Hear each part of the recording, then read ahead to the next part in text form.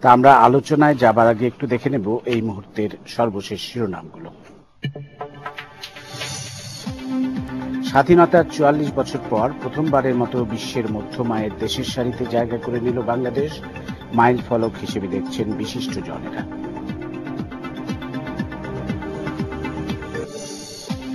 তিন বছরের মধ্যে বাংলাদেশকে মধ্যম আয়ের দেশে পরিণত করা হবে বললেন প্রধানমন্ত্রী। কক্সবাজার বিমানবন্দরকে আন্তর্জাতিক মানে উন্নীতকরণ কার্যক্রমের উদ্বোধন।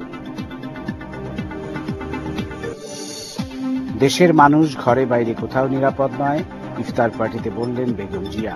বিচার বিভাগ আলাদা হলেও মানুষ সুবিচার পাচ্ছে না বলে অভিযোগ।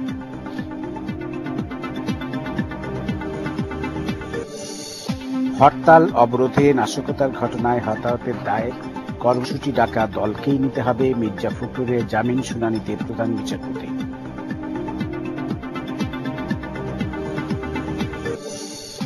এবং ছিটমহলবাসীদের বাদ রেখেই ২৫ জুলাই থেকে সারা দেশে শুরু হচ্ছে ভোটার তালিকা হালনাগাদ কার্যক্রম। রোহিঙ্গাদের ক্ষেত্রে সর্বোচ্চ সতর্ক অবস্থানে থাকার ঘোষণা ইসির।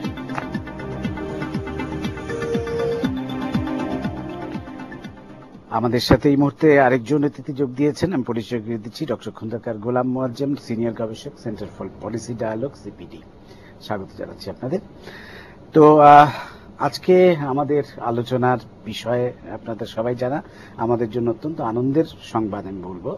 স্বাধীনতার পর এত বছর পর বাংলাদেশ মধ্যম আয়ের দেশে যাত্রা শুরু করেছে।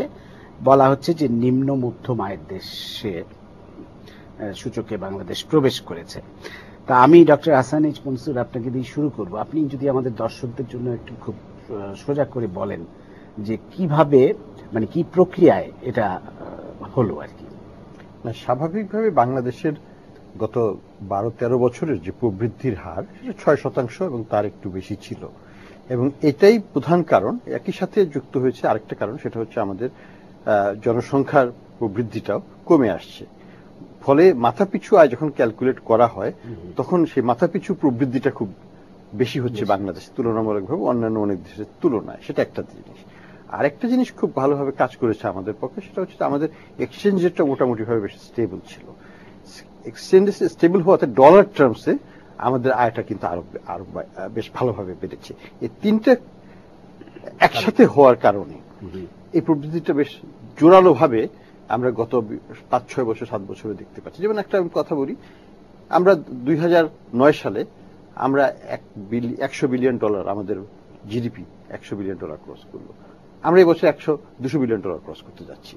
তো এই যে ৬ বছর ৭ বছরের মধ্যেই একটা আমাদের জিডিপি ডাবল হয়ে গেল, যেটা আগে আমাদের ১০০ বছরও আমরা $100 বিলিয়ন আসলাম, সেটা আবার ৭ বছরের পরে আমরা ডাবল হয়ে গেল। এটা শুধু ৩৫ বছর না, পাকিস্তানের আমল নিয়েও আমরা $100 বিলিয়ন এসেছি।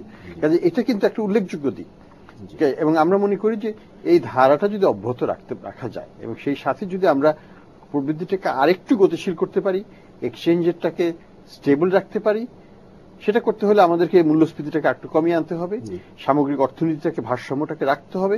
এইভাবে যদি আমরা এগোতে পারি, বিনিয়োগটাকে বাড়াতে পারি, তাহলে কিন্তু হয়তো আগামী ৫-৬-৭ বছরের মধ্যে আমরা 400 বিলিয়ন ডলারে চলে যেতে পারবো। তাহলে এইভাবে যেতে থাকলে হয়তো ১০ বছরে আমরা উচ্চ মধ্যম আয়ের দেশের দিকে ধাবিত হব।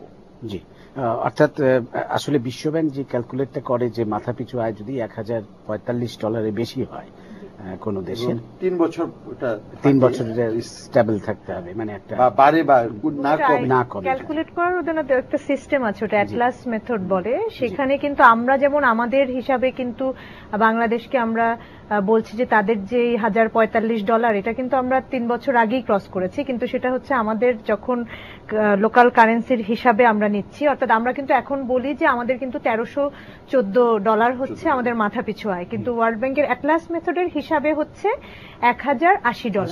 কারণ এই হিসাবটা ওনারা ওই ইনফ্লেশনকে অ্যাডজাস্ট করেন। আমরা তো প্রতি বছর মূল্যস্ফীতি হচ্ছে, অর্থাৎ গত বছরের $১০০ কিন্তু এবছরের আর $১০০ নয়।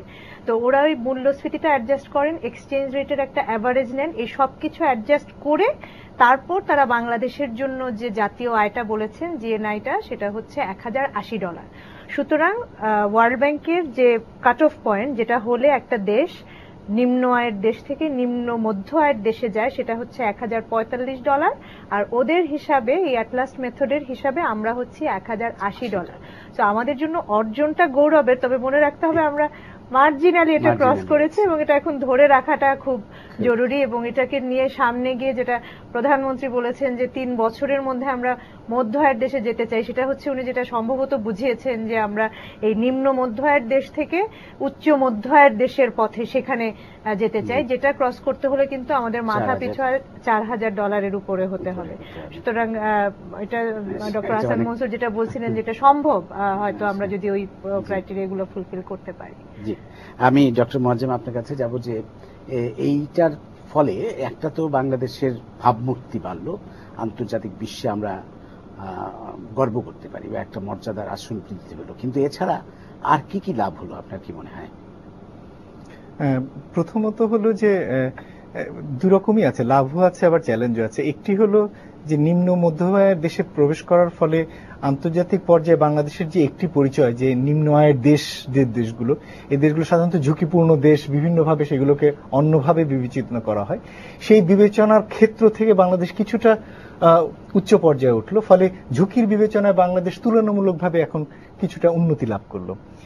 এই ধরনের ঝুঁকির বিবেচনাটা মূলত থাকে সাধারণত ঋণদানকারী প্রতিষ্ঠানগুলো যখন ঋণের সুদের হার ঠিক করেন তখন এই ঝুঁকিটাকেও বিবেচনায় নেন। তো যেহেতু এখন ঝুঁকির মাত্রাটা কিছুটা কমবে, ফলে বিদেশ থেকে যে কোনো ধরনের ঋণের ক্ষেত্রে বাংলাদেশের যে ক্রেডিট রেটিং, যেটিকে আমরা ঋণ প্রদানকারী ক্ষেত্রে যে মূল্যায়ন করি, সেই জায়গায় বাংলাদেশের মূল্যায়নটি কিছুটা উচ্চ পর্যায়ে থাকবে। সেক্ষেত্রে এই ঝুঁকিজনিত যে হারটি সুদের সাথে যুক্ত হয়, সেই জায়গায় বাংলাদেশ কিছুটা সুবিধা পাবে, এটি আমার মনে হয়। এবং এটি শুধু বিশ্ব ব্যাংকের জন্য না, এটি অন্যান্য যে সমস্ত মাল্টিলাটারাল এজেন্সি আছে তারাও যেহেতু এই ক্রাইটেরিয়াগুলোকে সমভাবে বিবেচনায় নেয়, তো তাদের জন্য এই জিনিসটি হবে। এটা সরকারের ক্ষেত্রেও যেমন হবে, বেসরকারি খাত যেমন বাইরে থেকে ঋণ নিতে যাবে তাদের ক্ষেত্রেও হয়তো এই সুবিধাটি পাবে, এটি একটি। আবার অন্যদিকে এটিও মনে রাখা দরকার যে এর ফলে বাংলাদেশের বিশ্বের থেকে, মানে বিশ্ব ব্যাংক থেকে মূলত যদি ঋণ নিতে হয় তাহলে এখন উচ্চ সুদ দিতে হতে পারে।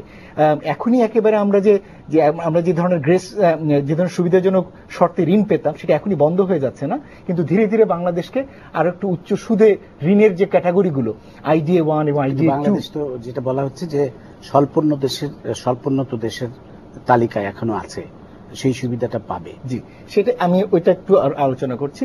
তো এই যে সুদের হারের ক্ষেত্রে যেটা হবে, তাহলে এই সুদজনিত ব্যয়টা হয়তো বা আগামীতে কিছুটা হলেও বৃদ্ধি পেতে পারে। তো সেটি একটি বিবেচনা আমাদের মনে হয় রাখার আছে।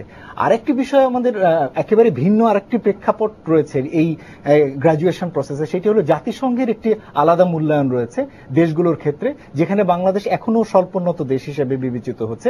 সেই স্বল্পোন্নত দেশ থেকে বেরিয়ে আসতে হলে, বেরিয়ে এসে বাংলাদেশ উন্নয়নশীল দেশের কাতারে ঢুকতে হলে তারা আবার 3টি আলাদা আলাদা ক্রাইটেরিয়া বিবেচনা নেয়। তার ভিতরে এই GNI, যেটিকে না মাথাপিছু আয়, যেটি অ্যাটলাস মেথডে, এটি হচ্ছে একটি ক্রাইটেরিয়া।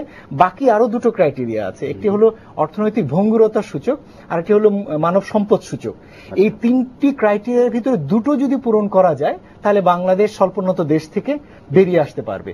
তো সেখানে যেটি ধরা হচ্ছে যে গ্রাজুয়েশন থেকে বেরিয়ে আসার ক্ষেত্রে মাথাপিছু আয় $1215 বা তার বেশি হতে হবে, এবং মানব সম্পদ সূচকের জন্য একটি পরিমাণ দেয়া আছে, ইন্ডেক্স দেয়া আছে, আবার অর্থনৈতিক ভঙ্গুরতা সূচকের জন্য একটি দেয়া আছে। এই মুহূর্তে বাংলাদেশ অর্থনৈতিক ভঙ্গুরতা সূচকের ক্ষেত্রে অলরেডি তার যে মিনিমাম থ্রেশহোল্ড লেভেল সেটির উপরে রয়েছে, ভালো অবস্থায় রয়েছে, কিন্তু মানব সম্পদ সূচকের ক্ষেত্রে বাংলাদেশের অবস্থান এখনো বেশ নিচে, এবং হয়তো নিকট ভবিষ্যতে সেটা অর্জন করাও খুব সহজ না। কিন্তু যেটি সম্ভব সেটি হলো মাথাপিছু আয়ের ক্ষেত্রে যে থ্রেশহোল্ডটি রয়েছে $1215 বা তার থেকে বেশি, সেটি হয়তো আগামীতে যেভাবে এখন প্রবৃদ্ধি হচ্ছে সেটি আগামীতে হয়তো অর্জন করা যাবে। সেই বিবেচনায় 3টির ভিতরে যদি 2টো ক্রাইটেরিয়া আগামীতে বিবেচনা করা যায়, এবং নেক্সট মিটিং যেটি রিভিউ হবে সেটি 2018 সালে হবে, এবং 18 সালের ভিতরে যদি বাংলাদেশের 2টো যদি বিবেচনা হয় তাহলে বাংলাদেশ স্বল্পোন্নত দেশ থেকে বেরিয়ে আসার যে প্রাথমিক বিবেচনা সেটি পূরণ করতে পারবে। এবং নিয়ম হচ্ছে বেরিয়ে আসার ক্ষেত্রে এই 3টির ভিতরে 2টো সূচক অন্তত 2টো রিভিউ, মানে 6 বছর পর্যন্ত মেনে চলা বিষয়। তো আমরা যদি সেটি বিবেচনায় নেই তাহলে 2024 সালের ভিতরে হয়তো বাংলাদেশ এই স্বল্পোন্নত দেশ থেকেও বেরিয়ে এসে উন্নয়নশীল দেশের কাতারে ঢুকতে পারবে। দুটো বিষয় আর কি এখানে, একটা হচ্ছে আয়ের দিকটা যেটা ডক্টর মোয়াজ্জেম বললেন, আরেকটা হচ্ছে যে আমরা আমরা লিস্ট ডেভেলপ কান্ট্রি যেটা বলে সেখান থেকে আমরা উন্নয়নশীল দেশের কাতারে যেতে পারবো কিনা। এবং উনি যেটা বলছিলেন যে মানব সম্পদে আমরা যে পিছিয়ে আছি, ওটার মধ্যে কিন্তু মানব সম্পদের সূচকগুলো শিক্ষা এবং নিউট্রিশন সেখানে হচ্ছে সবচেয়ে ইম্পর্টেন্ট। এবং যেটা বলেছেন যে আমরা অর্থনৈতিক ভঙ্গুরতা, সেইটার যে সূচক, সেখানে কিন্তু অনেকগুলো সূচক আছে, এটা প্রত্যেকটার ভিতরে বেশ কিছু সূচক আছে এবং সেগুলোতে একটা পপুলেশনের প্রাকৃতিক দুর্যোগের প্রতি সে কতখানি ভালনারেবল, ইন্টারন্যাশনাল যদি কোনো ক্রাইসিস হয় তখন এক্সপোর্ট কি হঠাৎ ক্রাইসিসে পড়ে যাবে কিনা, এই সবকিছু মিলিয়ে সেই জায়গায় কিন্তু আমরা ভালো করছি। তবে একটা জিনিস সেটা হচ্ছে যে আমরা যদি দুটো ক্রাইটেরিয়া পূরণ করিও অনুন্নত দেশ থেকে উন্নয়নশীল দেশের কাতারে যাওয়ার জন্য, আমরা যাব কিনা সেটা আবার আমাদের ভেবে দেখতে হবে। কারণ অনেক ক্ষেত্রে আছে যে আমরা এলডিসি হিসেবে অনেকগুলো সুযোগ সুবিধা ভোগ করি, ডাব্লিউটিওর অনেক সুযোগ সুবিধা ভোগ করি, সেগুলো তখন বন্ধ হয়ে যাবে। তবে এই মুহূর্তটা আমার মনে হয় বাংলাদেশের জন্য সবচেয়ে খুব কাজে লাগানোর সময়। সেটা হচ্ছে একদিকে আমরা লোয়ার মিডল ইনকাম কান্ট্রি অর্থাৎ কান্ট্রির কাতারে ঢুকেছি আমরা লো ইনকাম কান্ট্রি থেকে, এটা আমাদের ইমেজকে ভালো করেছে। অন্যদিকে হচ্ছে আমরা এলডিসি হিসেবে সুযোগ সুবিধাগুলো এখনো পেয়ে যাচ্ছি। So this is a time যেখানে শুধু ঋণের ক্ষেত্রে নয়, আমি মনে করি ফরেন ডাইরেক্ট ইনভেস্টমেন্ট, এফডিআই যেটা আমরা আকৃষ্ট করতে চাই, যেটা আমাদের দেশের জন্য ভীষণভাবে দরকার উন্নয়নের জন্য,